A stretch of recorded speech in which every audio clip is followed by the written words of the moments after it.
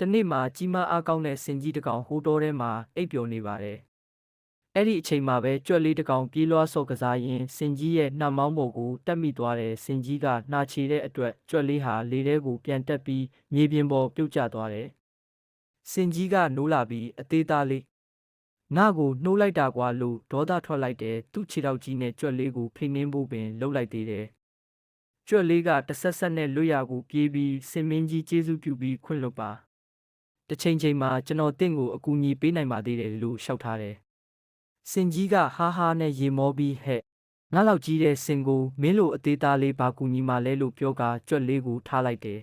။ရက်အနှဲငယ်ကြာတဲ့အခါမိုးဆိုးတစ်ယောက်ကစင်ကြီးကိုထောင်ချောက်ချပြီးကျိုးတွေနဲ့ချီနှောင်ထားလိုက်တဲ့စင်ကြီးကခုံပေါက်ကျိုးပြတ်အောင်ကြိုးစားပေမဲ့မရဘူး။ဒါနဲ့စင်ကြီးညှဉ်းညူနေတာကိုကြွက်လေးကြားသွားတယ်။ကြွက်လေးကချက်ချင်းပဲပြေးလာပြီးသူ့ရဲ့ချွန်ထက်တဲ့သွားလေးတွေနဲ့ကျိုးတွေကိုကိုက်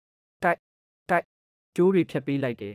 ။ကျိုးတွေပြတ်သွားတဲ့အခါစင်ကြီးဟာလွတ်မြောက်သွားပါတော့တယ်။စင်ကြီးကကျေးဇူးတင်စကားပြောရင်းမင်းမန်းနဲ့ကြွက်လေးကျေးဇူးပဲငါ့ကိုခွင့်လွှတ်ပါအားလုံးဟာကြီးတယ်သေးတယ်ဆိုတာထက်ကျေးဇူးတရားကအရေးကြီးတယ်ဆိုတာငါနားလည်သွားပြီလို့ဝန်ခံလိုက်တယ်။အဲ့ဒီနေ့ကစပြီးစင်နဲ့ကြွက်ဟာတောထဲမှာမိတ်ဆွေကောင်းကြီးဖြစ်သွားကြတယ်။